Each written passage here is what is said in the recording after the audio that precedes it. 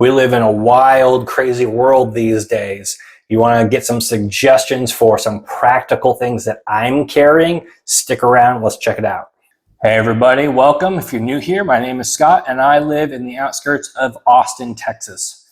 We live in a very interesting times these days. There's a lot going on in the world. And I'm making this video to share some stuff that I have been doing, and also in reaction to other YouTubers.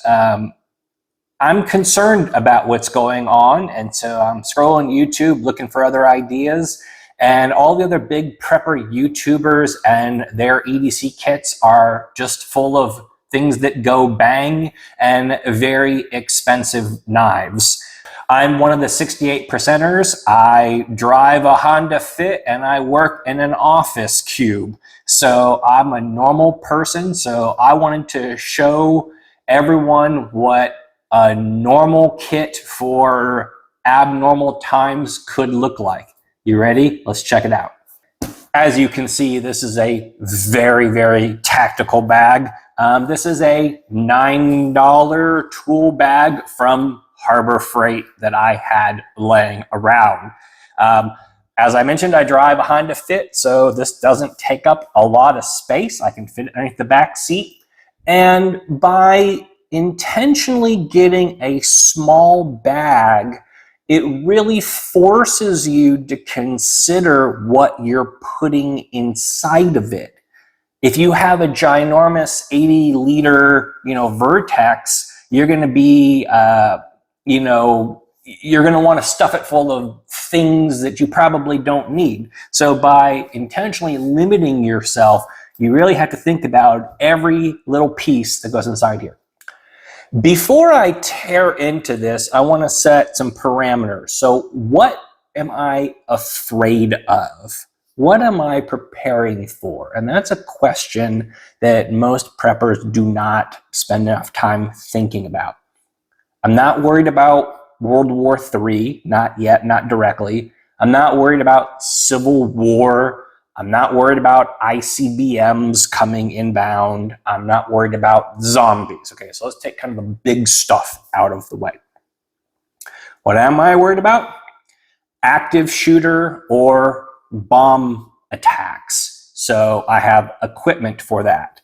I am concerned about terrorist attacks that could involve dirty bombs, gas lines, that sort of CBRN type thing. I am worried about cyber attacks, which would affect the grid, and or cyber attacks that could affect communications. Those four things all kind of overlap, but I have pieces in here to kind of mitigate each of those. And I know there's kind of a ton of overlap. Also, you've got to consider, like I said, I'm an office worker. I'm in a cube from 8 to 5, and I work 40 miles from my house. So this is not a get home bag. That's a different video. This is if I'm at work or running around and the stuff goes down, okay? And like I said, I have another vehicle kit. So this is just supplemental for extreme situations. All right. Number one is a really good flashlight. I'm really digging LA police gear. This is the F0. I'll put links down below. This is like 2,000 lumens, USB-C rechargeable. So if you're in an office or out and about and the power goes out, having something brighter than the flashlight on your cell phone would be really useful. Cannot recommend these things enough. Love these guys. This is my gas mask, and I was one of those guys for years that said that carrying a gas mask was ridiculous. I just thought that that was just too far, that's for really crazy survivalist guys. And then two things actually happened to me. So about 15 years ago, there was the Bastrop wildfires that happened just east of here, and the sky was black for several days with all sorts of nasty stuff in the air.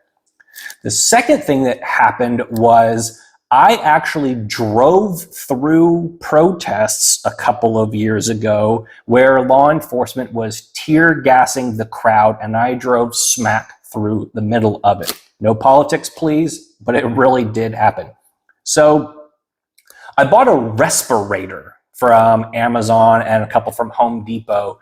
And then I started doing actual research with military personnel and doing my own research, and that a respirator will work against smoke, but not against actual chemical weapon attacks.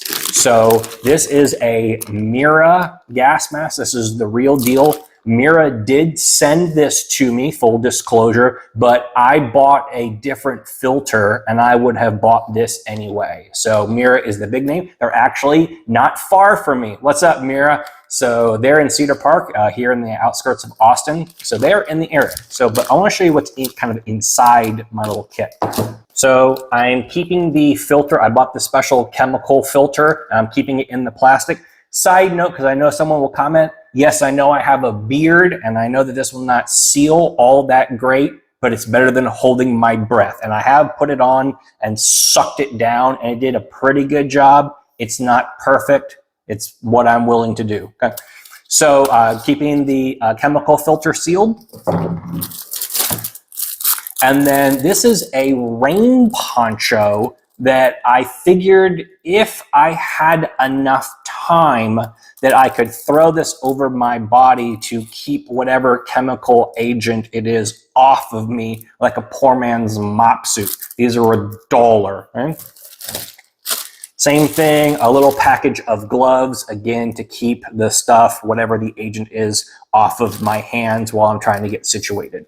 And to go along with this, so my new buddy James, what's up James, who is ex-military, said that you should have a cloth with your gas mask because the outside's gonna get gunked up. So I got a little microfiber cloth in here so I can clean the mask off either before or after I put it on. So here is my chemical incident mini mop kit. Okay, let's talk trauma. These are my trauma items. So tourniquet with shears. This is NAR. This is the real deal. And then this is my trauma bag. This is not a boo-boo kit. That's a different package. This is traumatic stuff. So more tourniquets. So compressed gauze. This is from NAR, so this is the real deal. You open this up and this unfolds to several yards. I think it's like 6 feet or more. And I've got 3 of those. I got some hand wipes to clean up my hands either before or after, some gloves, some duct tape for holding the wounds down, a couple of large bandages and a triangle bandage, and some backup shears for exposing the injury. So again, this is not boo-boo. This is for traumatic stuff. I am not an EMT. I have my first aid, my wilderness first aid, my CERT certification. I've done Stop the Bleed 2 or 3 times. Please go get training on any and all of that stuff. If you don't want to get training, check out Prep Medic and or Skinny Medic. They are the real deal. I'll put some links down below. Those guys are great. So traumatic injury stuff. And also to go along with that, I always try to keep a roll of orange duct tape. Orange because it's visible so people can see it.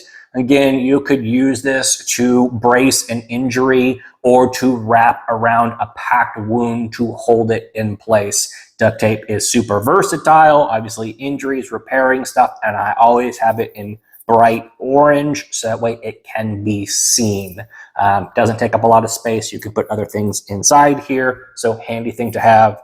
I had extra room in the bag, so I got a roll of cord. This is accessory cord, similar to 325. It's smaller than paracord, more dense, just general purpose, and also fits nicely inside the duct tape. So let's talk about power and communications. I've got a USB battery in here. This is a 10,000 and it's got the cords built into it so I don't have to go looking for them. Nice and thin so I can charge my phones, charge my flashlights, charge my communications equipment. Let's check that out. So I am a ham radio operator. I'm a general class. I've been a ham for 12 or 13 years. I made a famous video called Ham Radio is Not for Preppers. I am carrying a radio in my emergency bag.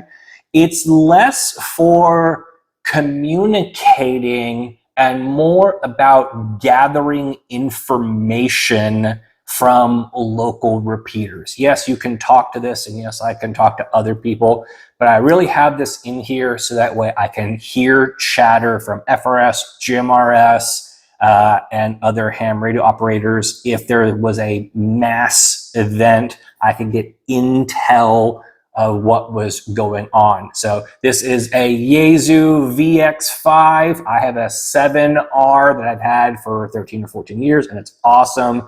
So got this off of Facebook. If you're watching this video, you probably have a Baofeng. No hate for that, but make sure it's programmed and up to date. Again, I'm not really worried about talking to people, more about trying to gather information. My wife is a ham radio operator, and we can almost get through a repeater, but if there is a huge emergency situation, the repeaters are going to be overloaded anyway. So here is my plan B. This is a POC radio from POClink, and I've done multiple videos on this. And this is part of my emergency communications plan. So POC is push to talk over cellular. It's like an old Nextel phone, but they work on any band on any carrier. Yes, it's true. If the grid goes down or if all cell phone towers are overloaded, this will be inoperable. That is a true statement. But we were part of the Verizon outage several weeks ago, and these worked, and my Verizon cell phone did not. So is it a perfect solution? No. Is it a great backup solution for the money? Yes. My wife is out with her friends right now, and I have this in the car, and I'm keeping an eye on her because it has GPS tracking.